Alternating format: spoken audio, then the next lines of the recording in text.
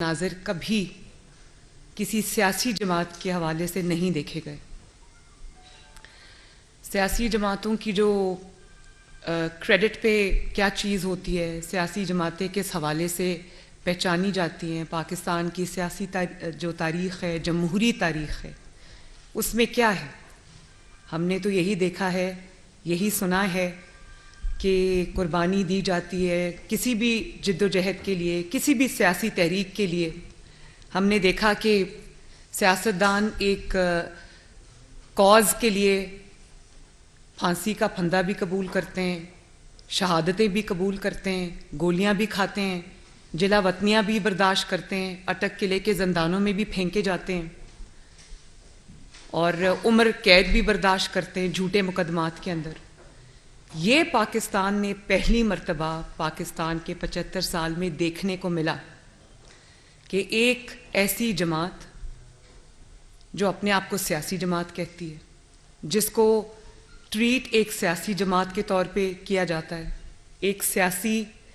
एक इंसान जो अपने आप को सियासी लीडर कहता है और सियासी जमातों से मुकाबला करता है, उसने जो पिछले 5 दिन से जो हरकतें शुरू की हुई हैं ज़मान पाक के अंदर, मैंने पाकिस्तान की तारीख़ में कभी ये नहीं देखा। जिस तरह से अपनी जान बचाने के लिए, अपने आप को गिरफ्तारी से रोकने के लिए, कानून के आगे पेश होने से रोकने के लिए जिस तरह से उन्होंने रियासत पे धावा बोला, जिस तरह से उन्होंने पाकिस्तान की सिक्योरिटी फोर्सेस पे, पंजाब की पुलिस पर उन्होंने अटैक किया, रियासत पे अटैक किया, उसके मनाजिर हमने पिछले 5 दिन से हम वो नॉन स्टॉप टीवी स्क्रीन्स के ऊपर देख रहे हैं। और ये रियासत के ख़िलाफ़ खुलेआम बगावत हुई है, खुलेआम। और ये बगावत का ऐलान हुआ है वहाँ से, उसकी जो तफसील है उसमें हम अभी जाते हैं।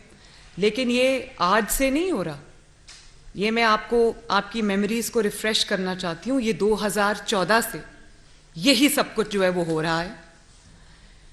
वो आपको याद होगा, ये वही लोग हैं जिन्होंने शाराए दस्तूर के ऊपर कब्रें खोदी, कफन पहन के रियासत का मजाक उड़ाया, सुप्रीम कोर्ट के सामने गंदे कपड़े अपने टांगे, और जिन्होंने पीटीवी पर हमला किया, पार्लियामेंट पे हमला किया, पुलिस के नौजवानों के, पुलिस के ऑफिसर्स के सर फाड़े, उनकी हड्डियां तोड़ी। वो आपको याद होगा जो ऑफिसर डीएसपी जुनेजो था, उसके मनाजिर आज तक कौम नहीं भूली, किस तरह हड्डियां तोड़ के उसको हॉस्पिटल में दाखिल किया गया, सर तोड़े पुलिस वालों के। और फिर ये घेराओ, जलाओ, सिविल नाफरमानी की कॉल, हुंडी से पैसा भेजो, प्राइम मिनिस्टर को गर्दन से घसीट के ऑफिस से बाहर निकालेंगे। ये 2014 में हुआ और तब से आज तक होता आ रहा है। फ़र्क सिर्फ ये, तब ये चीज़ें छुपी हुई थीं क्योंकि सहूलतकार सर पे मौजूद थे, हर स्याह को सफ़ेद करने वाले मौजूद थे, हर चीज़ पे ग्लॉस ओवर करने वाले मौजूद थे। ऐसे शख्स को जब वो ये कर रहा था, जब वो घराव जलाओ कर रहा था, जब वो कौम को ये गुंडागर्दी की तरकीबें बता रहा था, ऐसे में उसको जस्टिस साकिब निसार सदाकत और अमानत के सर्टिफिकेट दे रहा था। और उस वक्त पैनामा बेंच जो है उसमें ये उसके सामने नवाज शरीफ के ख़िलाफ़ जब मुकदमा चल रहा था पैनामा का, उस वक्त ये बतौर इश्तिहारी मुल्ज़िम के अदालत में फ्रंट रो पे टांग रख के बैठा था। और जस्टिस खोसा जो पैनामा बेंच का सरबराह था, उसको तौफीक नहीं हुई कि वो उसके सामने रोज़ आकर इश्तिहारी मुल्ज़िम पेश होता था, उसको किसी ने गिरफ्तार नहीं किया, बल्कि उल्टा उस पैनामा बेंच ने, जिसकी सरबराही जस्टिस खोसा कर रहे थे, जस्टिस खोसा ने नवाज शरीफ को शर्मनाक इल्काबात से नवाजा। ये शर्मनाक हरकत थी। इतनी हिम्मत तो आप में थी नहीं कि सामने आपके इश्तिहारी मुल्ज़िम बैठा हुआ है, उसको आप पकड़ लें। वो आपके सामने कानून का और आपका तमाशा बना रहा था, आप में हिम्मत नहीं थी क्योंकि आप उसके साथ मिले हुए थे। आप ही के कहने पर वो दरख्वास्त अदालत में लेकर आया था पैनामा में नवाज शरीफ के खिलाफ। तो कैसे पकड़ना था? गठजोड़ था, सहूलतकारी थी। और ऊपर से आपने नवाज शरीफ को, शर्म आपको नहीं आई? दहशतगर्द आपके सामने बैठा था, और जो नवाज शरीफ को आप क्या इल्काबाद से नवाज रहे थे, सिसिलियन माफिया, डॉन, गॉडफादर। आज मैं जस्टिस खोसा से पूछना चाहती हूँ और पैनामा बेंच से पूछना चाहती हूँ, लाहौर में जो आप मनाजिर आज देख रहे हैं, जमान पार्क में, आज आपको पता चला है कि सिसिलियन माफिया क्या होता है, डॉन क्या होता है? पूरे पाकिस्तान की पुलिस डॉन को पकड़ने की कोशिश कर रही है, अदालतें बुला रही हैं, वो शख्स किसी के हाथ नहीं आ रहा। अब पता चला है डॉन क्या होता है, अब पता चला है गॉडफादर क्या होता है, अच्छे से पता चल गया होगा। जरा आए ना कौम को अब बताएं कि आज आपको पता चला है कि इन टर्म्स का या इन इल्काबात का मतलब क्या है। मुझे ये बताएं, आज ये 2014 से जो हो रहा है, ये आज सामने इसलिए आ रहा है कि आज वो सहूलतकार ज्यादातर घर को जा चुके हैं। अभी भी मैं बार बार कहती हूं कि उनकी बाकियात मौजूद है जो इसको सहूलत फराहम कर रही है। हम गहरी नजर रखे बैठे हैं, लेकिन वो बाकियात अभी भी मौजूद हैं। इसलिए जो असल बैसाखियां थीं वो चली गईं, इसीलिए आज ये जो सामने खुल के आ रहे हैं। जरा दिखाएंगे प्लीज ये 2000, मैं जरा याद दहानी कराती चलूं, जरा वीडियो प्ले करें।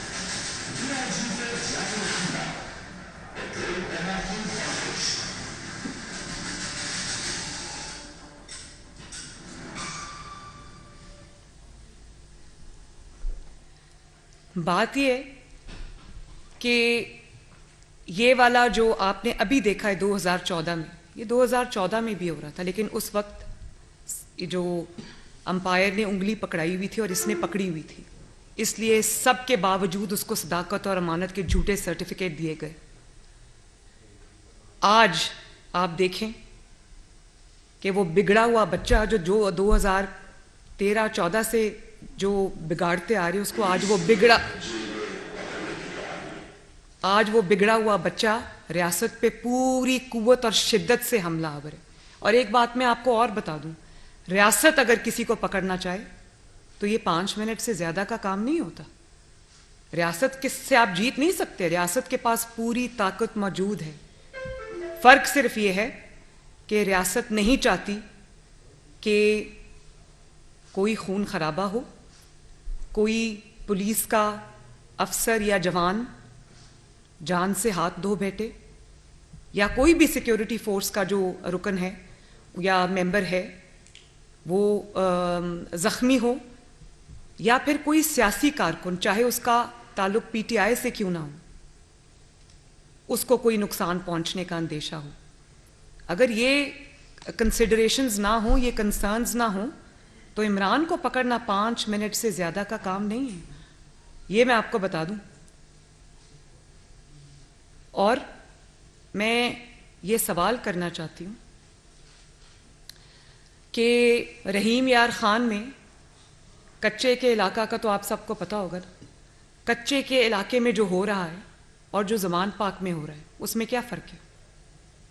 कच्चे में भी जब पुलिस डाकुओं को, डकैतों को, अगवाकारों को पकड़ने जाती है तो वो हथियारों से लेस होकर पुलिस के ऊपर हमलावर होते हैं, मुकाबला करते हैं, पुलिस के ऊपर पूरी कुव्वत से वो अटैक करते हैं, उनको पीछे धकेलते हैं। जमान पाक में क्या हो रहा है? जमान पाक में भी यही हो रहा है जो कच्चे में हो रहा है। तो ये कोई मनाजिर आपने टीवी पे देखें, आप कच्चे के मनाजिर देख लें, जमान पाक के मनाजिर देख लें, एक ही मनाजिर है। वहां पर भी एक शख्स बंकर में छुपा बैठा है, वहां पर भी एक शख्स हिफाजती तवील में छुपा बैठा है, और वहां से अपने वर्कर्स के जरिए, दहशत गर्दों के जरिए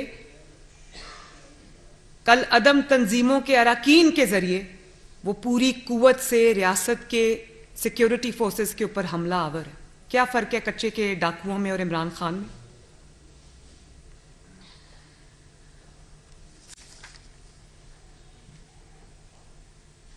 और आप ये देखें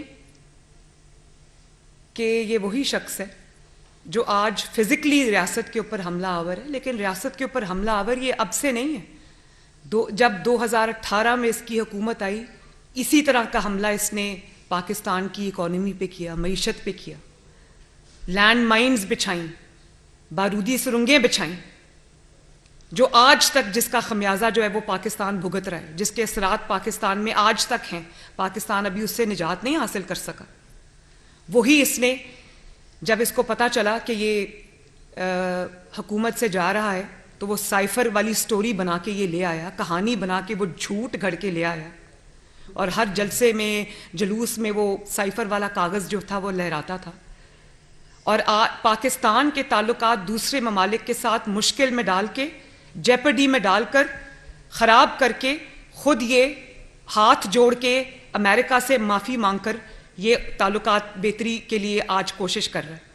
इसने वहाँ पर जो लोग एम्प्लॉय किए हुए हैं, जिनको ये पैसे दे रहा है डॉलर्स के अंदर के अमेरिका से मेरे ताल्लुकात बेहतर कराओ, पाकिस्तान के ताल्लुकात दूसरे ममालिक से ख़राब करके ये पैसे देकर अपने मामलात जो है वो ठीक कर रहा है। और आप आज देखें, ज़ल्मे खलीलज़ाद का स्टेटमेंट आया है इसके हक़ में। ज़ल्मे खलीलज़ाद साहब को मैं पूछना चाहती हूँ कि इसके दौर में जो बदतरीन तशद्दुद, बदतरीन इंतकाम, बदतरीन विक्टिमाइजेशन तमाम अपोजिशन पे हो रहा था, उस वक्त ज़ल्मे खलीलज़ाद साहब चुप क्यों बैठे थे? और आज उनको ये हक़ किसने दिया है कि वो पाकिस्तान के अंदरूनी मामलात में बोलें? वो ये भी ज़रा फरमा दें कि पूरी दुनिया के मुहज़्ज़िब ममालिक के अंदर जब कोई शख्स कानून को इवेड करता है, अदालतों के अहकामात को पाँव के नीचे रोनता है, अदालत बुलाती है, जाता नहीं है, फोर्स इस्तेमाल करता है, तो उसके बारे में दुनिया क्या कहती? उसके साथ ये सलूक होना चाहिए जो इमरान खान के साथ हो रहा है? उसके बारे में इनका क्या कहना है? मैं ये सवाल करती हूँ। पाकिस्तानियों ने इस चीज़ का बहुत बुरा बनाया है। उस वक्त वो क्यों खामोश थे जब इमरान के 4 साला दौर में बदतरीन तशद्दुद सहाफ़ियों के साथ किया गया? उनको सच बोलने की पैदाश में पेट में गोलियां मारी गई, हड्डियां तोड़ी गई मार मार के, घरों से उठाकर ब्रॉड डे लाइट में अगवा किया गया। उस वक्त ये क्यों चुप थे? और जब जो इंटरनेशनल तंजीमें हैं उन्होंने कहा कि ये, और उन्होंने लिखा कि ये प्रेडिटर्स हैं, प्रेडिटर का लफ्ज इस्तेमाल हुआ इनके लिए, जो इनके खिलाफ आवाज उठाता था, चाहे वो अपोजिशन से हो, सियासतदानों से हो, या वो मीडिया से हो, उसको इबरत का जो वो सिंबल बनाते थे ये लोग। उस वक्त ये क्यों खामोश थे? और जिस तरह से जिन लोगों की तरफ से आज इसके लिए आवाज़ उठाई जा रही है, इसमें कोई शक नहीं है, मुझे अब कोई शक नहीं है फॉरेन फंडिंग केस के बाद कि इसको पाकिस्तान में अनरेस्ट लाने के लिए, इंतशार लाने के लिए, एनआरकी फैलाने के लिए, सिविल अनरेस्ट फैलाने के लिए इसको लॉन्च किया गया पाकिस्तान में। वरना इसके पल्ले और है क्या सवाए दहशतगर्दी के, गुंडागर्दी के, पाकिस्तान की मईशत तबाह करने के, पाकिस्तान के ताल्लुकात सारे ममालिक से ख़राब करने के इसके पल्ले और है क्या? मैं ये सवाल पूछना चाहती हूँ।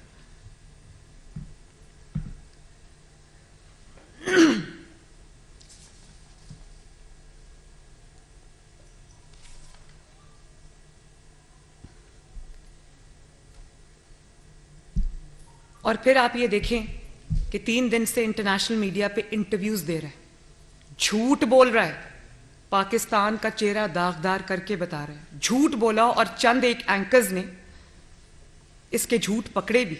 उनको झूठ बोल रहा है कि मेरी तो 18 तारीख तक मेरे पास बेल थी। इसके पास कोई 18 तारीख तक बेल नहीं थी। अगर 18 तारीख तक बेल थी तो जब कोर्ट ने पुलिस भेजी पकड़ने के लिए, तो क्यों नहीं जाके कहा, बेल का कागज दिखाया कि देखो मेरे पास ये बेल है? उस वक्त हाथ से लिखी हुई अंडरटेकिंग क्यों दे रहा है? जब बेल थी तो अंडरटेकिंग की क्या जरूरत है? वो तो बेल का कागज ही काफी है। उनको ये झूठ बोल के बता रहा है कि मेरे पास बेल है 18 तारीख तक। पूरी दुनिया के सामने झूठ बोल रहा है। पाकिस्तान पाकिस्तानी कौम से तो झूठ बोलने की इसकी रिवायत पुरानी है। इंटरनेशनल मीडिया पे एक शख्स इम्प्यूनिटी के साथ, बेशर्मी के साथ, डटाई के साथ झूठ बोल रहा है, और वो इंटरनेशनल मीडिया पे इसको पता है कि वो चेक हो जाएगी, इसके पास बेल नहीं है 18 तारीख तक, और फिर कहता है ये मुझे गिरफ्तार करके बलोचिस्तान भेजना चाहते हैं, इसलिए मुझे गिरफ्तार करना चाहते हैं। भाई तुम्हें गिरफ्तार करके बलोचिस्तान नहीं भेजना चाहते, तुम्हें गिरफ्तार करके अदालत में पेश करना चाहते हैं। अदालत क्या करे जब उसके हुक्म पे अमल दरामद के लिए पुलिस इसको पकड़ती है, और क्योंकि अदालत में पेश नहीं होता। हर किसी को कहता था कि भाई अगर चोरी की है तो तलाशी क्यों नहीं देते। आप ये देखो कि पहले इसने डिफर करने के अदालतों के कि मुझे पेश ना होना पड़े क्योंकि केस सारे सच्चे हैं, कोई एक केस भी झूठा नहीं है। बड़ा मुंह खोल के आराम से कह देता है मेरे पे 100 केसेस पूरे बन गए तो एक केस बचाओ तो तुम पे झूठा बना है।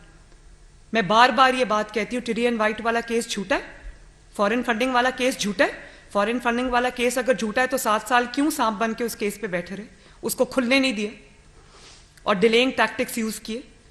टिरी एंड वाइट वाला केस अगर झूठा है तो जाओ अदालत में कह दो वो मेरी बेटी नहीं। तोशा खाना वाला केस अगर झूठा है तो जाओ कह दो मैंने चोरी नहीं की। किसने रोका है?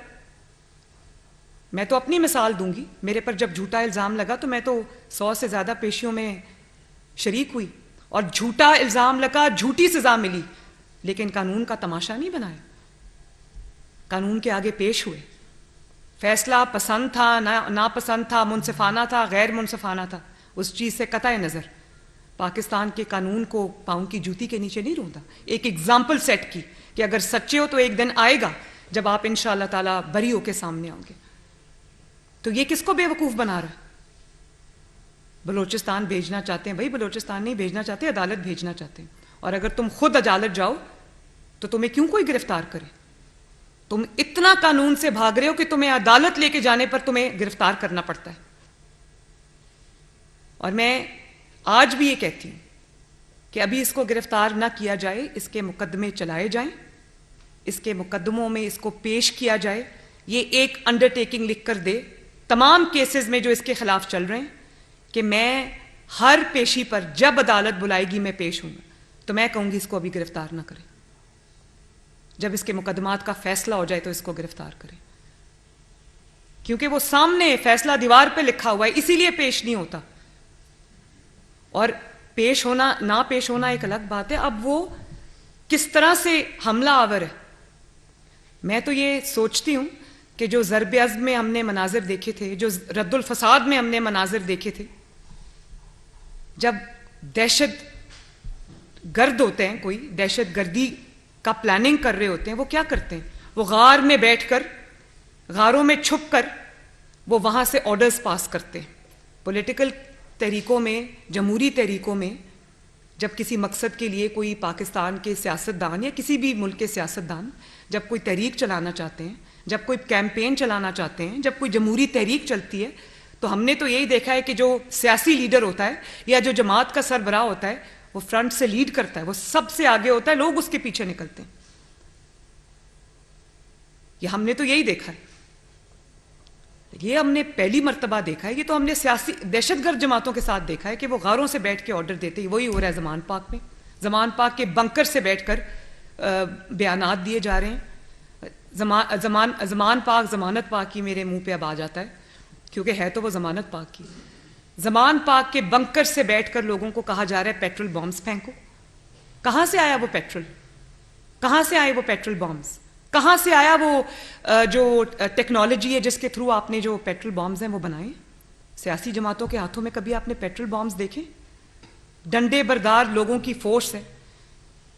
और आप ये देखें कि कितनी बड़ी इसने गलत हरकत की है कि पहले जब लॉन्ग मार्च था तो केपी से सिक्योरिटी फोर्सेस को लेकर आया, वहाँ पर तब इसकी खैबर पख्तूनख्वा में हुकूमत थी, वहाँ से सिक्योरिटी फोर्सेस को लेके आया, वहाँ से जत्थे लेकर आया और इस्लामाबाद पुलिस पर हमला आवर हुआ। उनके मुकाबले उनको लाके खड़ा कर दिया। आज क्या कर रहा है? आज भी यही कर रहा है। आज गिलगित बल्तिस्तान में हुकूमत है, ये हुकूमतें बनाता ही इसीलिए कि उनके रिसोर्सेज को इस्तेमाल करे। आज गिलगित बल्तिस्तान के अंदर हुकूमत है, वहाँ से पुलिस लेकर आकर उसको पंजाब पुलिस के मुकाबले में खड़ा कर दी। तो ये एक सूबे को दूसरे सूबे से लड़ाने की घिनौनी साजिश अगर किसी और, अल्लाह ना करे, किसी और सियासतदान ने, किसी और सियासी लीडर ने, किसी और जमात के सरबराह ने की होती, तो क्या रियासत इस तरह बैठ के तमाशा देखती जिस तरह आज रियासत बैठ के तमाशा देख रही? ये सवाल बनता है या नहीं बनता? और फिर आपने कल अदम तंजीमों के लोगों को जमान पाक में रिहाइश पजीर किया हुआ है, उनको रखा हुआ है कि अगर रियासत पे हमले की जरूरत पड़े तो वो ट्रेन दहशतगर्द वहां पर रखे हुए। और कल इनकी कोई टाउट है, जो जर्नलिस्ट है, वो ट्वीट डिलीट कर दी, लेकिन उसने कहा कि ले आओ हेलीकॉप्टर, हमारे पास हेलीकॉप्टर के साथ निपटने का भी पूरा प्लान है। तो हेलीकॉप्टर से निपटने के लिए आपके पास क्या होता है? वो कहां से आए ये सब इनके पास? और आज वो इब्रारुल हक साहब का मैं स्टेटमेंट देख रही थी, वो कहते हैं कि हमारे लोग खुद कुछ हमलावर बन गए। हैरत, दहशतगर्द तंजीमों को देखा हुआ था कि वो लोगों को ट्रेन किया करती थी कि हथियार ऐसे चलाते हैं, पेट्रोल बॉम्ब ऐसे फेंकते हैं, खुद कुछ हमलावर जैकेट्स पहनाती थी, उनकी ब्रेन वॉशिंग करते थे, उनको लॉन्च करते थे।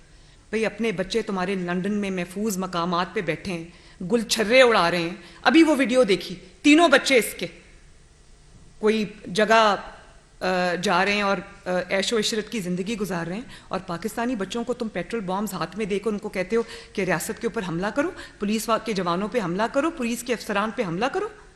शर्म नहीं आती तुम्हें ये हरकत करते हुए? और फिर आपने वो ऑडियो सुनी जिसमें यास्मीन राशिद साहिबा ये कह रही हैं कि मैं टिकट नहीं दूंगी। आजकल हम टिकट्स के लिए इंटरव्यूज़ कर रहे हैं। सियासी जमातें जब टिकट्स के लिए इंटरव्यूज़ करती हैं तो क्या पूछती हैं?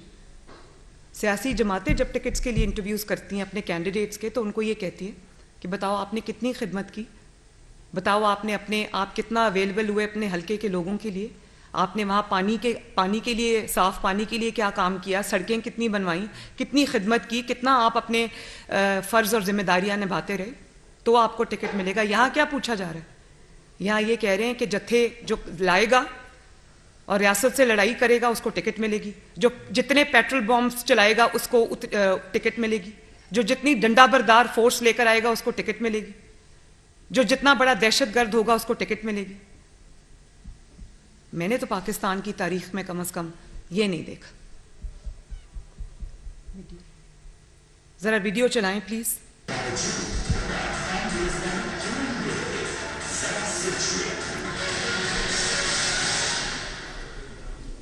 सुन लिया आपने? वो कह रहे हैं कि हमें ऐसे नौजवान मिले जो खुद कुछ हमले के लिए तैयार है।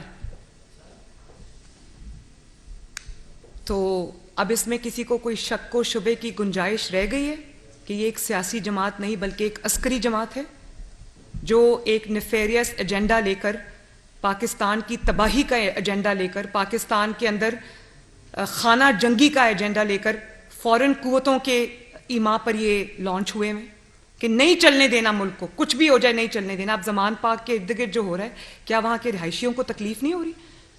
पुलिस वहाँ पर सड़कें जब ब्लॉक होती हैं, जब इस किस्म के लोग होते हैं, जब इस किस्म की वहाँ पर एक्टिविटीज़ होती हैं, तो कितना आवाम को वहाँ पर तंगी का सामना करना पड़ता है, लोग कितने डिस्टर्बेंस होती है वहाँ पर, लोग बच्चे स्कूल नहीं जा सकते,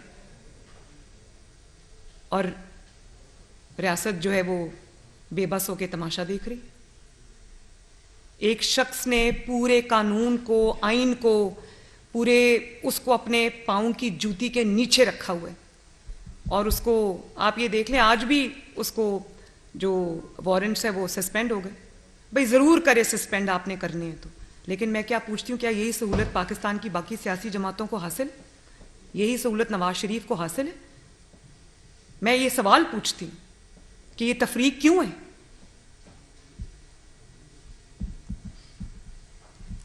और आप ये देखें कि जिस तरह से जो खुदकुश हमला आवर को ब्रेन वॉश किया जाता है, जो अस्करी तंजीमों के सरबराह होते हैं, जो दहशतगर्द तंजीमों के सरबराह होते हैं, वो गार में से बैठकर अपने इंटरव्यूज़, अपनी वीडियोज़ नामालूम मकाम से जो है वो आवाम तक पहुंचाते हैं। ये क्या कर रहे हैं? ये भी तो वही कर रहा है। जमान पाक के बंकर में कहीं छुपा हुआ है और वहाँ से इंटरव्यूज़ भी दे रहा है। अदालत नहीं जाना, पेश नहीं होना, इंटरव्यूज़ भी करने हैं, सब कुछ करना है। उस वक्त करते हुए ना जान को कोई ख़तरा है, ना किसी और चीज़ का कोई ख़तरा है। और जिस तरह जो अस्करी जमातें हैं या जिस तरह से दहशतगर्द जमातें हैं वो अपने लोगों को ये कहती हैं कि जाओ खुद को जैकेट पहनो, खुद को हमला करो, जन्नत का वादा करती हैं, इसी तरह ये लोगों को कह रहा है जाओ रियासत पे हमला करो, ये टिकट का वादा कर रहा है। एक ही बात है, कोई दो बातें नहीं है ये। और मासूम शहरियों को इस्तेमाल कर रहे हैं, खवातीन को इस्तेमाल कर रहे हैं, अपने बच्चे बाहर बिठाए हुए, अपनी खवातीन बाहर बिठाई हुई और सड़क पे निहत्ते बच्चों को आगे किया हुआ है जिन्होंने डंडे पकड़े हुए। क्या ये मेरी कौम का मुस्तकबिल है? क्या ये मेरे नौजवानों का मुस्तकबिल है? तो ये सवाल हैं ऐसे जिनके जवाब पाकिस्तानी कौम जो है वो मांग रही है। टिकट लेते हुए ये पूछेंगे कितने नौजवानों के, कितने पुलिस वालों के सर तोड़े, कितनी पुलिस वालों की हड्डियां तोड़ी। ये पाकिस्तान की सियासत को क्या रुख दिया जा रहा है और ये पाकिस्तान का क्या चेहरा पेश किया जा रहा है, सिर्फ इसलिए कि एक शख्स अपने मुकदमात से डरता है, एक शख्स इंसाफ से डरता है, एक शख्स के हाथ जराइम से रंगे हुए हैं लेकिन वो अदालत में पेश नहीं होता। भाई कुछ नहीं किया तो हो जाओ ना पेश, कह दो मैंने कुछ नहीं किया। वो भी नहीं कहना क्योंकि झूठ पहले पता है कि जुर्म किया हुआ है। सिर्फ एक शख्स की जान बचाने के लिए कानून से ये पूरा का पूरा खेल रचाया जा रहा है और पूरी स्टेट जो है वो हॉस्टेज बनी हुई है।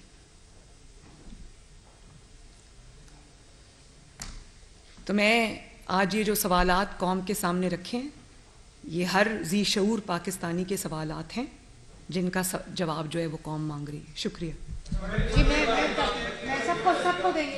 इब्राहिम लकी साहब। कंप्रोमाइज्ड है, पॉलिटिशियन कंप्रोमाइज्ड हैं, एस्टेब्लिशमेंट कंप्रोमाइज्ड है, जुडिशरी कंप्रोमाइज्ड है, तो इस सब में जमहूरियत कैसे फुलेगी? अगर 2018 का अगर रीप्ले हो जाता है, अगर इफ एंड बट की बात है, तो जमहूरियत हमारी कैसे फुलेगी? ये जो मैंने अभी पूरा मुकदमा आपके सामने रखा, जमहूरियत के आगे बढ़ने का एक ही तरीका है कि गैर जमहूरी जो लोग हैं जो किसी एजेंडा के तहत लॉन्च किए गए हैं उनका हिसाब किताब हो, उनका पूरा कच्चा छट्टा अवाम के सामने लेकर आएं और अगर वो अकाउंटेबिलिटी से भागते हैं तो उनको पकड़ के अदालतों में पेश किया जाए। और इसमें मैं अदालतों को भी ये कहूँगी कि आपको इंसाफ करना चाहिए। जब आपके जो अहकामात हैं उनको हवा में उड़ाया जाता है, जब उनका तमाशा बनाया जाता है, जब आपके अहकामात को नहीं मानते और पाकिस्तान का एक आदमी जो अपने आप को पॉलिटिकल लीडर कहता है वो अगर आपके अहकामात का मजाक बनाता है, तमाशा बनाता है, उनको जूती के नीचे रोनता है, उनके बारे में झूठ बोलता है सरेआम, आप अगर चुप करके तमाशा देखेंगे तो पाकिस्तान की अदलिया पे सवाल उठेंगे और उठ रहे हैं। ये नहीं होना चाहिए। जिस मुल्क में इंसाफ होगा उस मुल्क में जमहूरियत भी आगे बढ़ेगी।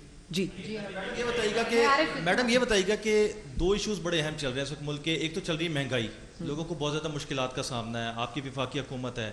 दूसरा एटमी प्रोग्राम की बात हो रही है और एटमी मिसाइल सिस्टम की बात हो रही है। कहा यह जा रहा है कि IMF ये कह रहा है कि इसको रिवर्स किया जाए या स्टेप बैक किया जाए इस मामला के हवाले से। तो या इस मामला के ऊपर आपकी हुकूमत कुछ देख रही है कि अगर उधर से कुछ शराइत इस तरह की आती हैं तो क्या इकदाम करेगी आपकी हुकूमत?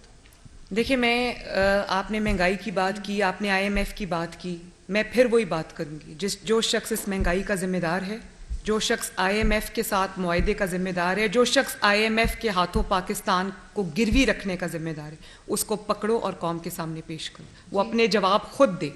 जहाँ तक आपने जो बात की, ये एक मुहिब्बे वतन हुकूमत है, कोई ऐसा ना फैसला होगा ना होने देगी, ना कोई ऐसी शर्त मानेगी जिसके ऊपर जिस पे पाकिस्तान की सालमियत पे कोई आंच भी आए। जी कहिएगा कि इमरान खान वो शख्स हैं जो पहले ये कहा करते थे कि मैं किसी सूरत भी चोर डाकू इस तरह के नाम लेके वो कहा करते थे कि मैं इनके साथ नहीं बैठूंगा। लेकिन गुज़श्ता 5-7 दिन के अंदर हमने ये देखा कि 2 से ज़ायद बार इमरान खान बाकायदा तौर के ऊपर ये पेशकश कर चुके हैं कि वो हर किसी के साथ बैठ कर बात करने को तैयार हैं। क्या मुस्लिम लीग नून इमरान खान के साथ बैठेगी या PDM की पूरी जमातें इमरान खान के साथ किसी भी चाहे इलेक्शन की तारीख का मामला हो या कोई और दीगर मामलात हों उनके साथ मिल बैठेंगे? बड़ा अच्छा सवाल आपने किया। और बात यह कि जिस तरह से एक हुकूमत, एक स्टेट, पाकिस्तान के इदारे एक कलदम तंजीम के साथ डील करते हैं, एक दहशतगर्द जमात के साथ डील करते हैं, बिल्कुल उसी तरह इमरान खान के साथ डील करना चाहिए। उसको एक सियासी जमात समझना और सियासी जमात समझ कर डील करना अब इस मुल्क को ख़त्म करना पड़ेगा। और दूसरी बात जो आपने की ना, वो ये बात इसलिए कर रहे हैं कि वो अपने सारे हरबे आजमा चुके हैं, वो लॉन्ग मार्च कर चुके हैं, वो कॉल्स दे चुके हैं। अभी आपने देखा लाहौर में उन्होंने आवाम को कॉल दी, आवाम नहीं निकली। वो ये सब करके देख चुके। जेल भरो तहरीक पाकिस्तान की बल्कि दुनिया की सबसे नाकाम जेल भरो तहरीक थी, दुनिया का सबसे नाकाम लॉन्ग मार्च था, दुनिया की सबसे नाकाम जो है उनकी रैलीज थी। तो अब वो क्या करें? उसके बाद वो हमलावर भी हो गए, लेकिन कब तक वो ये दहशतगर्दी जारी रख सकते हैं ज़मान पाक से? मैंने आज भी बताया कि स्टेट उसको पकड़ना चाहे तो 5 मिनट से ज़्यादा का काम नहीं है। स्टेट की कमज़ोरी या मजबूरी जो है वो नहत्ते अवाम है, उनका खून नहीं चाहता कोई भी।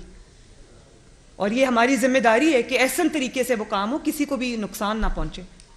तो अब सब कुछ क्योंकि फेल हो चुका है, तो आज मैं हुकूमत के साथ बैठने को तैयार हूँ। ये हुकूमत को चाहिए कि बिल्कुल उस तरह उसके साथ डील करे जिस तरह दहशतगर्दों के साथ डील करती है। जी अहमद। मशीनरी आपके पास है, हुकूमत आपके पास है, तो आप रियासत से सवाल पूछ रहे हैं कि रियासत इतनी बेबस क्यों है। हम आपसे सवाल पूछना चाह रहे हैं कि आप इतने बेबस क्यों हैं, जबकि पता है, इतलात मौजूद हैं कि ज़मान पार्क में कलअदम तंजीमों के शरपसंद अनासर मौजूद हैं, तो आप इतने बेबस क्यों हैं? कोई कार्रवाई क्यों नहीं कर रही वफाकी हुकूमत? मैंने आपको बताया कि मैं एक तो मेरी जिम्मेदारी पार्टी की है, लेकिन बतौर शहरी मैं ये सवाल रियासत से पूछ सकती हूँ, हुकूमत से पूछ सकती हूँ।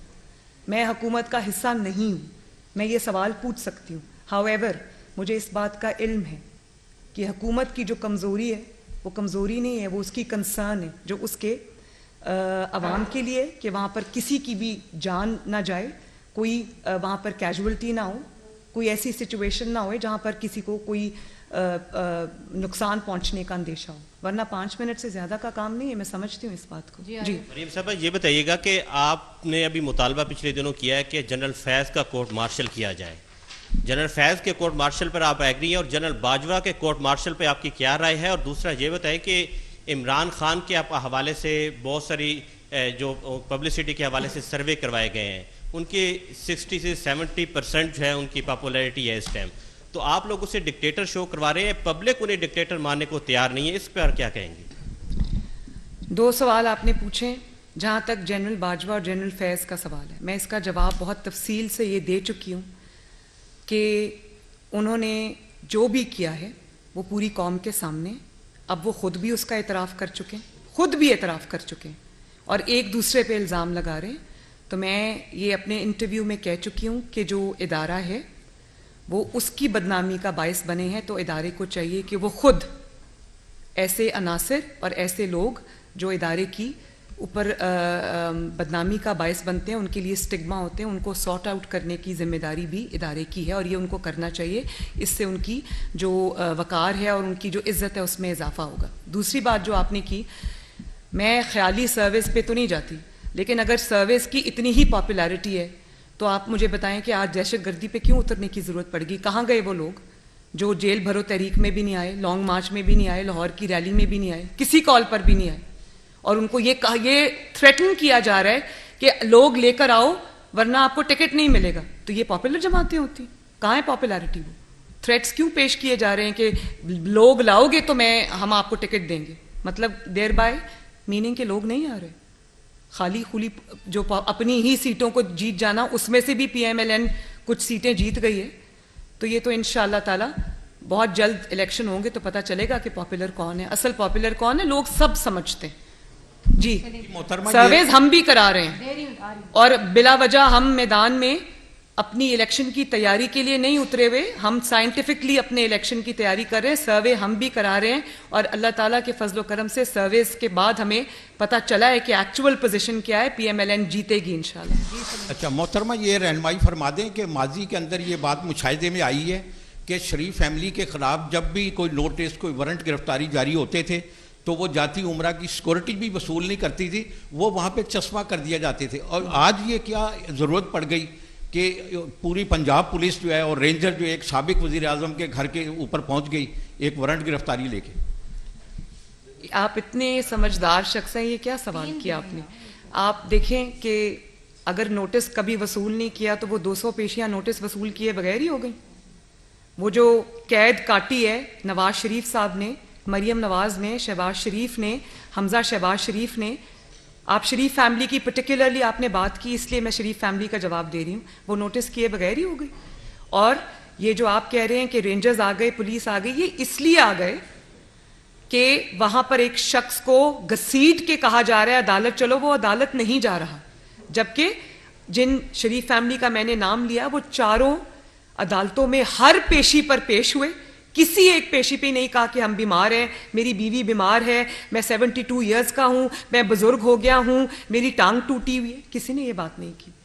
नवाज शरीफ साहब एक हार्ट पेशेंट होते हुए एक्चुअल सिचुएशन के वो पेश होते रहे। शहबाज शरीफ साहब कैंसर के मरीज हैं, कमर दर्द की तकलीफ है, पेश होते रहे। और फिर सिर्फ पेश नहीं हुए, गिरफ्तारी भी दी, जेलें काटी इंतकाम की। तो ये तो दोनों का कंपैरिजन ही नहीं बनता भाई जी। आपने जब मियां नवाज शरीफ साहब की हुकूमत का खात्मा किया गया तो बड़ा अग्रेसिव जानदार पॉलिटिकल बयानिया आपने क्रिएट किया, वोट को इज़्ज़त दो के हवाले से कैंपेन चलाई आपने, पजीराई बहुत मिली पब्लिक में आपके इस बयानियों को। उसके बाद उन्हीं लोगों के ख़िलाफ़ जिनके ख़िलाफ़ आपने ये बयानिया तरतीब दिया था, उन्हीं के ख़िलाफ़ शुरू कर दी बयानबाजी इमरान खान साहब ने। मेरी मुराद जनरल बाजवा और जनरल फैज़ से है, और आप पीछे हट गए उससे। अब आपकी सारी गुफ्तगू से लगता है कि आपका जो नेक्स्ट बयानिया है वो सिर्फ इमरान खान को काउंटर करने के लिए है, उसको एक्सपोज करने के लिए है, और सारे का सारा उसी के ख़िलाफ़ है।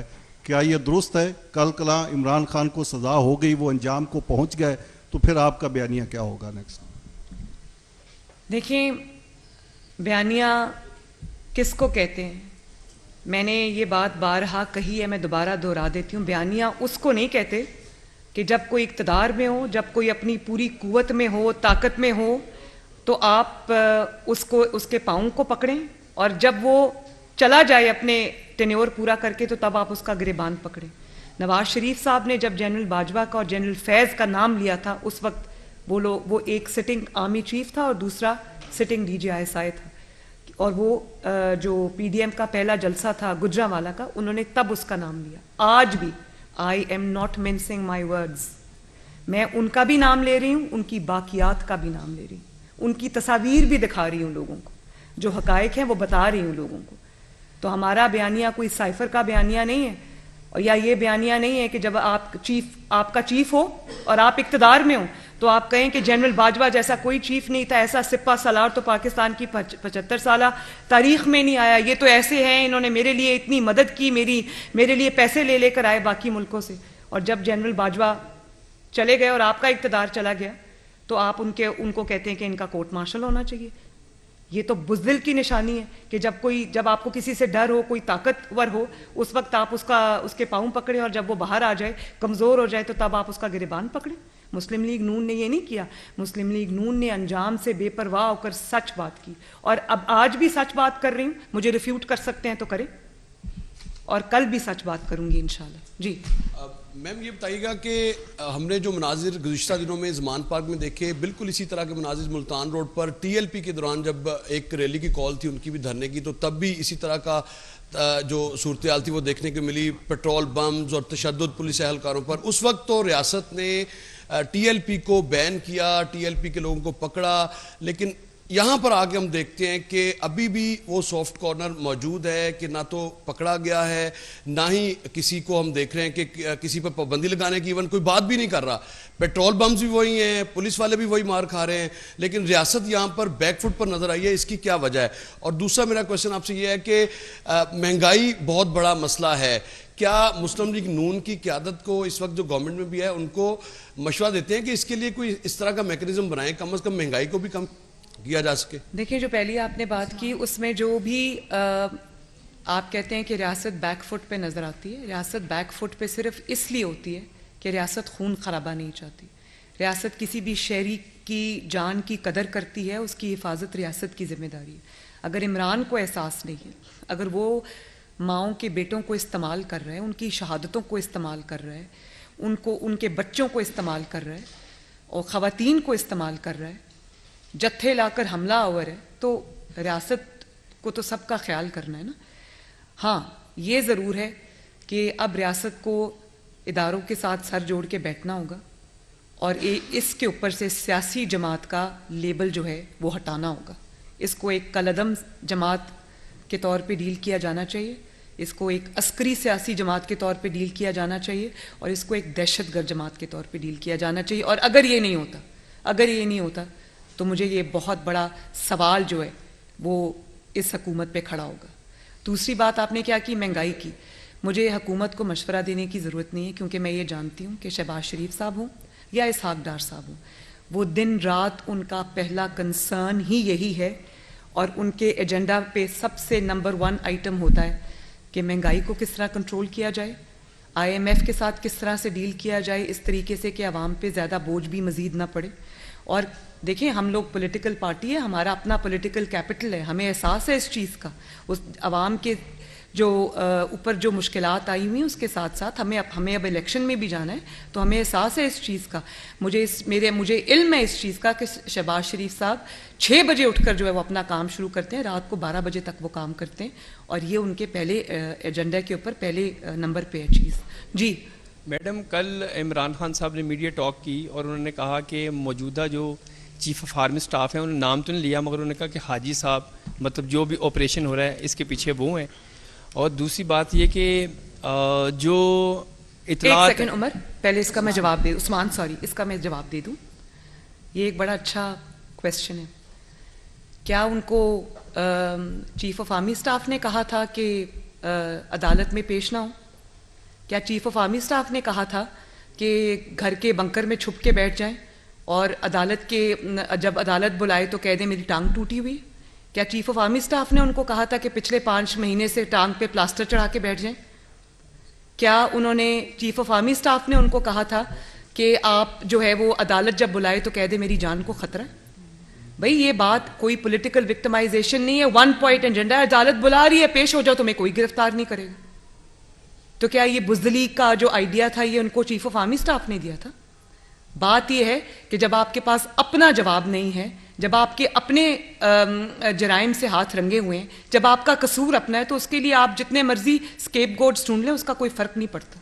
जी, जो इतलात हैं जो बताई भी गई हसास इदारों की जानिब से कि वहाँ पर दहशतगर्द आए हुए हैं जिनका ताल्लुक जमरूद से कोई इलाका बताया जा रहा है, उनका नाम बिस्मिल्लाह भी बताया जा रहा है कि वो 300 लोग लेकर वहाँ पहुँचे हैं। पूरी रियासत में हमने देखा कि यहाँ पर कानून नाफज करने वाले इदारों ने शहादतें दी दहशतगर्दी के खिलाफ ऑपरेशन में। क्या रियासत को अपना एक्शन खुद नहीं लेना चाहिए कि हमारी फोर्सेस इतनी स्ट्रांग हैं कि उनको पता है कि किस तरह ऑपरेशन करना है? इसमें वीकनेस नजर आई है। बेशक वो ऑपरेशन, ये बात ठीक है, ये बिल्कुल ठीक है कि वहाँ दहशतगर्द छुपे हुए हैं।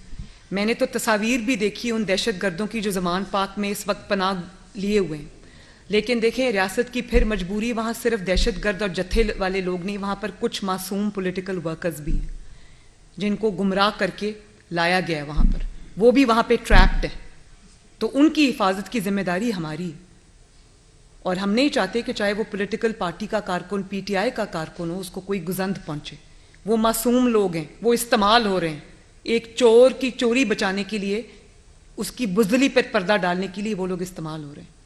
और शर्म आनी चाहिए ऐसे सियासी लीडर को जो अपने आप को सियासी लीडर कहता है कि उसने मार खाने के लिए लोगों के बच्चों को, माओं के बेटों को और ख़वातीन को, घर की ख़वातीन को आगे किया हुआ है, खुद वो छुप के बैठा है।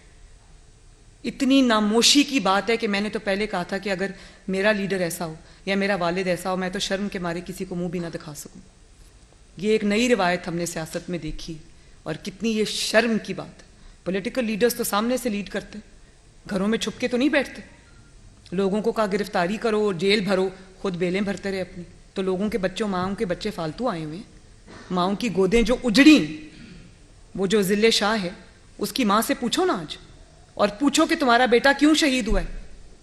वो एक चोर की चोरी बचाने के लिए लोगों के बच्चों को इस्तेमाल कर रहे, फिर उनकी मौत को भी इस्तेमाल करते, उनकी शहादत को भी इस्तेमाल करते। शर्म आनी चाहिए।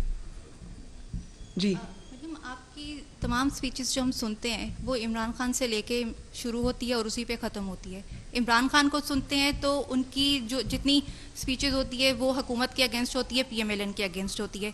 तो ये तासुर नहीं दिया जा रहा कि ये दो पॉलिटिकल पार्टीज़ की ईगोज़ की वजह से आवाम जो है वो पिस रही है।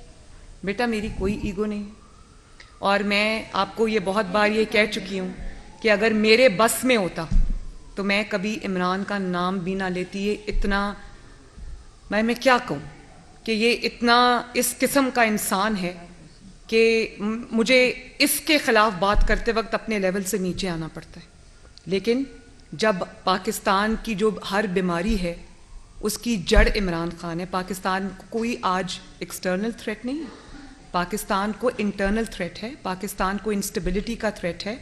इंस्टेबिलिटी ब्रीडिंग ग्राउंड होती है हर उस प्रॉब्लम के लिए जो आज पाकिस्तान फेस कर रहा है। तो उस प्रॉब्लम के सारे ताने बाने जब इमरान से मिलते हों, मईशत की तबाही का वो जिम्मेदार है, IMF की डील का वो जिम्मेदार है, लाकानूनियत का वो जिम्मेदार है, तोशा खाना चोरी का वो जिम्मेदार है, फॉरेन फंडिंग पाकिस्तान में लाकर गैर कानूनी तौर पे उसको पाकिस्तान की डिस्टेबलाइजेशन के लिए खर्च करने का वो जिम्मेदार है। आज जो ये सिचुएशन है, जो एक एनाकीसी है, सिविल अनरेस्ट है, उसका जिम्मेदार कौन है? जिम्मेदार एक ही है, उसी का नाम लेना पड़ता है। लेकिन आई एग्री विद यू, मुझे तकलीफ होती है जब मुझे उसका नाम लेना पड़ता है। ये ईगोज की जंग नहीं है, ये सच और झूठ की जंग है। मेरा फ़र्ज़ है बतौर पाकिस्तानी, बतौर एक जमात की रुकन के, कि मैं जो सच है वो कौम को बताऊं। जी मरीम नवाज साहिबा, ये फरमाइएगा कि PTI के जिन लोगों ने पंजाब असम्बली में फ्लोर क्रॉसिंग की और मुस्लिम लीग नून को सपोर्ट किया, मुस्लिम लीग नून अब आम इंतखाबात में उनको टिकट्स देगी? क्योंकि माजी में ज़िमनी इंतखाबात में मुस्लिम लीग नून ये तजर्बा कर चुकी है कि उन्हीं लोगों को टिकट्स दे के वो हार चुके हैं। क्या दोबारा ये तहरीर दोबारा दोहराया जाएगा? दूसरा ये फरमाइएगा कि इतलात हैं कि नवाज शरीफ साहब पाकिस्तान नहीं आ रहे। अगर पाकिस्तान नवाज शरीफ साहब नहीं आते तो मुस्लिम लीग नून उनके बगैर इलेक्शन में जाएगी और अपना मतलूबा रिजल्ट हासिल कर सकेगी? आपकी जो दूसरे सवाल का जवाब मैं पहले दे दूं, आपकी इतला दुरुस्त नहीं है। नवाज शरीफ साहब बहुत जल्द पाकिस्तान आएंगे और अपनी इलेक्शन कैंपेन को वो इंशाअल्लाह ताला लीड करेंगे। जो पहला सवाल आपने किया वो ये है कि देखें, बात यह है कि काइंडली क्रॉस टॉक ना करें। बात यह है कि मुस्लिम लीग नून और मैं, क्योंकि मैं अब जो कैंडिडेट्स हैं उनकी शॉर्ट लिस्टिंग भी कर रही हूँ, मैं पूरे पंजाब का दौरा करके आई हूँ, सब डिविजन्स का दौरा करके आई हूँ, सवाई DG खान डिवीज़न के। तो मैंने बहुत मेहनत की है इसके ऊपर। मेजॉरिटी बल्कि 95% हमारे कैंडिडेट सिर्फ वो हैं जो मुस्लिम लीग नून में कई दहाइयों से मौजूद हैं या ख़ानदानी तौर पे मुस्लिम लीग नून हैं, जिन्होंने अपना खून पसीना मुस्लिम लीग नून को दिया है। मेरी तरजीह तो वो है, लेकिन जो सीट पे हर सीट वाइज जो जब फैसले होंगे तो उसमें सिर्फ और सिर्फ मेरिट को सामने रखा जाएगा। Thank you. एक मिनट जी, एक मिनट, आप सवाल करें माइक जी। ये बताइएगा कि आपने कहा कि इमरान खान ने, यानी उन्होंने, एक शख्स ने जो है वो कानून को पाँव के नीचे रखा हुआ है और रियासत तमाशा देखती रही, यानी कि आप इसमें जो रियासत से शिकवा कर रही हैं, ये रियासत से मुराद क्या है? इस्टेब्लिशमेंट है? और अगर इस्टेब्लिशमेंट है तो क्या आप इस शिकवे के तहत उनको इन्वॉल्वमेंट की दावत नहीं दे रही? और दूसरा ये कि अगर इस लॉजिक को मान लिया जाए कि PTI, आपने सारी रियासत को कैसे सिर्फ इस्टेब्लिशमेंट का कह दिया? जब मैं रियासत की बात करती हूँ तो मैं हुकूमतों की बात करती हूँ, साथ मैं अदलिया की भी बात करती हूँ, मैं सब की बात करती हूँ जो स्टेक होल्डर्स है, डिसीजन मेकर्स हैं। उसमें हमारी गवर्नमेंट जो है वो सबसे बड़ी स्टेक होल्डर है। दूसरा ये कि तो रियासत सब का नाम है जी। दूसरा ये कि अच्छा, आपका उनका सवाल रह गया, सॉरी। एक मिनट जी। दूसरा मेरा यह है कि अगर इस लॉजिक को तस्लीम कर लिया जाए कि जी PTI अपनी ही जीती हुई सीटों पर जीती है ज़िमनी इंतखाबात में, अगर इस दलील को मान लिया जाए तो वो 2018 में 100 से ज़ायद सीटों पर जीती थी, तो आइंदा इलेक्शन में अगर अपनी ही सीटों पर वो दोबारा जीत जाती है तो अक्सरियत में तो फिर PTI आ जाती है। तो इस दलील को हम इसी तरह मान लें? बात यह है कि 2018 में उनको जिताया गया था, वो जीते नहीं थे, और बहुत सारी सीट्स ऐसी हैं जहां पर जोड़ तोड़ हुई, पूरी आपके सामने, पूरी दुनिया के सामने। मुस्लिम लीग नून के, आपको याद है वो जो कह रहे थे महकमा ज़राअत और थप्पड़ का निशान भी दिखा रहे थे, वो हमारे कैंडिडेट थे, उनको कहा गया कि टिकट वापस कर दो, उन्होंने कहा कि नहीं। उनको कहा इंडिपेंडेंट खड़े हो जाओ, उन्होंने कहा नहीं। उनको उनके इनकार पे उनको मारा गया और वो बेचारे डर गए, तो उन्होंने नाम लेने की बजाय, जनरल फैज़ का नाम लेने की बजाय उन्होंने कहा महकमा ज़राअत से लोग आए थे, उन्होंने मुझे ये कहा। तो तब से उनका नाम जनरल फैज़ का दूसरा नाम महकमा ज़राअत भी पड़ गया था। और फिर आप ये देखें कि उस वक्त जो जमात को लीड कर रहे थे नवाज शरीफ साहब, उनको इलेक्शन से चंद दिन पहले जेल में फेंक दिया गया। उनकी पूरी जमात के, और जो ये जो चीफ जस्टिस साहब हैं साकिब निसार साहब, जिनको आज बहुत तकलीफ होती है, उन्होंने पीटीआई के लोगों की शेख रशीद साहब की कैंपेन चलाई, हनीफ अब्बासी साहब को आखिरी दिन उठाकर मैदान से बाहर किया। सब विनिंग कैंडिडेट्स थे, जिसको जेल हुई, जो नाअहल हुआ, जिससे पार्टी टिकट ली गई, वो सब पीएमएलएन के विनिंग कैंडिडेट्स थे। एक एक विनिंग कैंडिडेट को उठा के सॉर्ट आउट किया गया। तो आज वो माशाल्लाह वापस आ गए हैं। ये देखें, तलाल चौधरी आपके सामने बैठे, इनको डिस्क्वालीफाई किया, विनिंग कैंडिडेट। तो आज इंशाल्लाह जब लेवल प्लेइंग फील्ड होगी तो आप देखेंगे मुस्लिम लीग नून जीतेगी इंशाल्लाह। हमारे आईन और कानून में ये बात वाज़ेह है कि कोई भी अस्करियत पसंद जमात या दहशतगर्द जमात इलेक्शंस में हिस्सा नहीं ले सकती, पार्लिमानी जमहूरियत का हिस्सा नहीं बन सकती। बतौर चीफ ऑर्गेनाइज़र मुस्लिम लीग नून या सीनियर वाइस प्रेसिडेंट, क्या आप पाकिस्तान तहरीक इंसाफ को अस्करी या कलादम तंजीम करार दिलवाने के लिए इलेक्शन कमीशन या मुतलका फोरम पे रजू करेंगी, या सिर्फ ये एक सियासी बयानी होगा आपका? नहीं, मेरा सियासी बयानिया नहीं है। दूसरा सवाल बाद में, मेरा बिल्कुल सियासी बयानिया नहीं है। कौम के सामने हकाइक हैं और मैं समझती हूँ कि किसी को सिर्फ इसलिए एस्केप नहीं देना चाहिए कि किसी ने सियासी होने का लिबादा उड़ा हुआ है। इनके निकाब इनके मुंह से खींचने चाहिए, इनके भयानक चेहरे अवाम को नजर आने चाहिए। और ठीक है, अगर आपने अस्करियत पसंद बन के आना है, आपने दहशतगर्द जमात बन के आना है, तो फिर आपको दहशतगर्द जमात बन के आना होगा। फिर आपको पॉलिटिकल पार्टीज का गाब अवेलेबल नहीं होगा, उसका फसाड अवेलेबल नहीं होगा, ना होना चाहिए। मेरी सिर्फ इतनी सी बात है। अच्छा मैडम, और फिर जो ट्रीटमेंट आप देते हैं सियासी जमातों को, वो फिर आपको दहशतगर्दों को वो नहीं देना चाहिए, फिर आपको तफरीक करना पड़ेगी। अच्छा मैडम बताइएगा, औरत होके आप जो है वो आप अदालतों में भी जाती रही, आप जेल भी गई, और इमरान खान जो है वो मर्द होके वो सिर्फ अभी तक जो है वो सिर्फ अदालत में नहीं जा रहे, गिरफ्तारी या जेल में जाने की तो बहुत दूर की बात है। आप इस कंपैरिजन को किस तरह देख रही हैं? मैं इस कंपैरिजन को, जो शेर और गीदड़ के, एक तरफ आप शेर रख लें, एक तरफ आप गीदड़ रख लें, तो आप देख लें, आपने मेरी बात की, जो गिरफ्तारी से डर जाए, जो अपने निहत्ते कारकुनों को मरवाने के लिए आगे छोड़ दे, खुद बाथरूम में छुप जाए या चारपाई के नीचे छुप जाए, उसको क्या कहते हैं?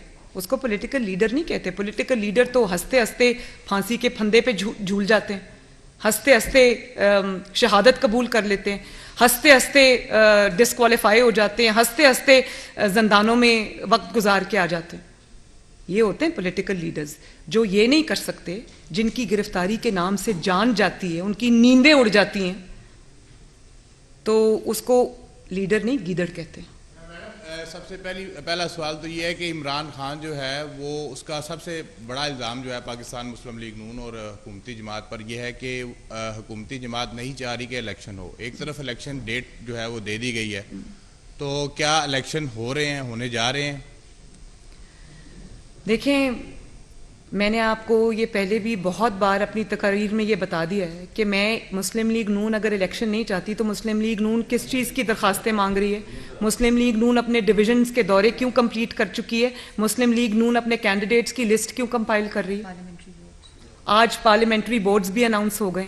तो मुस्लिम लीग नून अगर इलेक्शन से दौड़ रही हो, तो मुस्लिम लीग नून एक वाहिद जमात है जिसने मैदान में उतरकर अपनी तैयारी शुरू कर दी है। मुस्लिम लीग नून चारपाई के नीचे नहीं छुपी हुई। मुस्लिम लीग नून अपने घर से रियासत पे हमले नहीं करा रही। मुस्लिम लीग मैदान में इलेक्शन की तैयारी कर रही है। और ये भी मैं बता दूं, इंशाअल्लाह ताला ना सिर्फ हम ये इलेक्शन लड़ेंगे बल्कि जीतेंगे। दोबारा दुब से कह रही हूँ। बस आखिरी जी, पनामा केस की बात की, सैसलिन माफिया गॉडफादर कहा गया, नहीं कहना चाहिए, अदालत के फैसले बोलते हैं। जब जजेस आला अदलिया में सिलेक्शन मनपसंद लगाए जाएंगे तो ऐसा ही होगा। अब आपकी हुकूमत है, क्या आप आला अदलिया के जजेस की मेरिट पर तैनाती के लिए कोई कानून साजी या जुडिशल रिफॉर्म लाने की बात करेंगी? नंबर एक। नंबर 1 मिनट पहले इसका जवाब सुने। बिल्कुल करूंगी। ये जो बेंच फिक्सिंग है ये बंद होनी चाहिए, और ये किसी फर्द वाहिद के फैसले नहीं होने चाहिए कि एक शख्स जो अपना फैसला बारहा एक पिटिशनर के खिलाफ दे चुका है, बार बार, एक दफ़ा अपना माइंड दे चुका है, एक दफ़ा अपना ज़ाती अनाद बता चुका है। आप हर बेंच में जब उन्हीं जजेस को शामिल करेंगे तो उसको और क्या कहते हैं? बिल्कुल ठीक है। दूसरा मेरा सवाल यह है कि पाकिस्तान पहला एटमी इस्लामी मुल्क है और आज वो भीख मांग रहा है, और आज जो हालात मुल्क के हैं वो आपके सामने हैं। आप 75 सालों में आज ये मुल्क में जो इस हालत पे पहुंचा हुआ है, आप इसका जिम्मेदार किसको ठहराते हैं? बड़ा तकलीफ दे सवाल आपने किया। पाकिस्तान जिस तरह से तरक्की कर रहा था, आगे बढ़ रहा था, वो कुछ लोगों को तकलीफ हो गई उसकी। 2017 तक, आप 2013 से 2017 का पाकिस्तान देख लें, किस तरह दुनिया से इन्वेस्टमेंट आ रही थी। पहली दफ़ा पाकिस्तान में CPEC जैसा मंसूबा जिसमें इन्वेस्टमेंट के ढेर लग गए पाकिस्तान में, 2% ग्रोथ से 6% प्रोजेक्टेड 7% ग्रोथ पे पाकिस्तान पहुंच गया। IMF का पहली बार जो मुआहदा था उसको ना सिर्फ पूरा किया, बल्कि उस मुआहदे के रहते हुए 4 साल ना डॉलर को बढ़ने दिया, ना चीनी की कीमत बढ़ने दी, ना आटे की कीमत बढ़ने दी, ना बिजली की कीमत बढ़ने दी, ना तेल की कीमत बढ़ने दी, ना सब्जियों की कीमत बढ़ने दी, ना गोश्त की कीमत बढ़ने दी। 4 साल स्टैटिक रही कीमतें। तो किसको तकलीफ हुई और क्यों हुई? और वो एक्सपेरिमेंट से पाकिस्तान को क्या मिला? वो इमरान को लाने के लिए नहीं किया गया था, वो इसलिए किया गया था कि वो जिन मकासद के लिए इमरान को लाना चाहते थे वो मकासद नवाज शरीफ पूरे करने वाला नहीं था। वो जानते थे कि नवाज शरीफ एक्सटेंशन नहीं देगा, नवाज शरीफ ये साजिशों में शामिल नहीं होगा, नवाज शरीफ मुल्क की बात करेगा, पाकिस्तान की बात करेगा, आवाम की बात करेगा। इसलिए इनको वो बंदा चाहिए था जो चुपचाप करके अहकामात को मानता रहे। चाहे वो अब 4 साल के बाद आप खुद ही देखें, उन्होंने सबसे ज़्यादा उन्होंने इसको गंद का टोकरा समझ के सर से उतार के फेंक दिया और तोबा तोबा करते हुए भाग गए। लेकिन क्या पाकिस्तान का ये जो नुकसान हुआ है पिछले 4 साल में, ये कभी पूरा हो सकेगा? जिम्मेदारों को जवाब देना होगा। आज जिन्होंने उसको सदाकत और अमानत का सर्टिफिकेट दिया, उन्होंने भी वापस ले लिया। वो इतने शर्मिंदा हो गए कि उन्होंने भी वापस ले लिया। इतनी धज्जियाँ उस शख्स ने उस सर्टिफिकेट की उड़ाई और देने वाले की भी उड़ी। जी मरियम साहबा ये बता दीजिएगा, 30 अप्रैल को पंजाब और 28 मई को KP का इलेक्शन है। 1 माह वहाँ ज़्यादा हो चुका है। दूसरी तरफ इंतखाबात होते हुए यूँ नज़र नहीं आती हैं। इलेक्शन प्रोसेस का तमाम जमातें हिस्सा भी बन रही हैं, आपका भी पार्लिमानी बोर्ड बन चुका है। इस सूरत हाल के अंदर जब सिक्योरिटी फराहम करने के हवाले से कह रहे हैं कि सिक्योरिटी फराहम नहीं की जा सकती, वसाइल इतने नहीं है इलेक्शन होने के लिए, तो क्या आपको तारीख पर इलेक्शन नज़र आते हैं? और दूसरा सवाल ये है, पहले सवाल का जवाब सुन लें। बात यह है कि वसाइल अगर हों भी पाकिस्तान की हुकूमत के पास, तो पाकिस्तान की हुकूमत के वसाइल इसलिए नहीं है कि एक शख्स हर सीट से खड़ा हो जाए। पाकिस्तान की हुकूमत के एक एक सीट के ऊपर पैसा खर्च होता है, टैक्स पेयर का पैसा है, बच्चों का खेल नहीं है। फिर वो उनसे इलेक्शन जीत जाए, फिर उनसे इस्तीफ़ा दे दे, फिर असेंबली तोड़ दे, और उसके बाद बार बार क्या यही तमाशा होता रहेगा? भाई एक हाथ बंदर है, उसके हाथ में माचिस है, वो पूरे जंगल में आग लगाने पे तुला हुआ है, तो उसके कहने पे तो रियासत नहीं चल सकती ना। फिर ये भी देखना पड़ेगा कि आज भी इंतखाबात हों, महीने बाद हों, 30 अप्रैल को, अल्लाह के फजलो करम से हम तैयार हैं, अपनी तैयारी पूरी कर रहे हैं।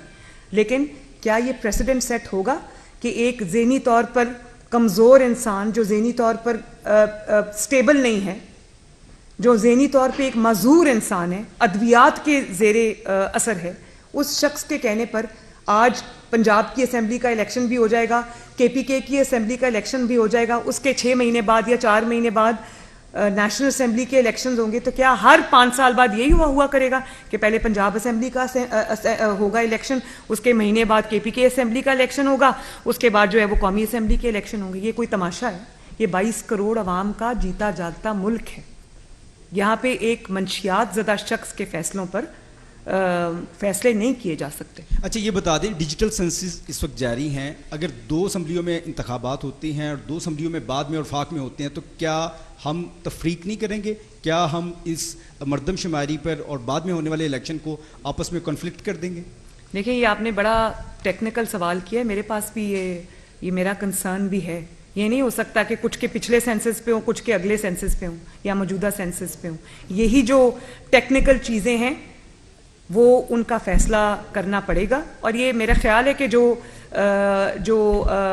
कंसर्न इदारे हैं वो सब ये चीज़ें ज़रूर कंसिडर कर रहे होंगे। बहरहाल मैं रिपीट करना चाहती हूँ, इलेक्शन अप्रैल में हो, मई में हो, जून में हो या अक्टूबर नवंबर में हो, इंशाअल्लाह ताला PMLN पूरा मुकाबला करने के लिए तैयार है। बहुत बहुत शुक्रिया।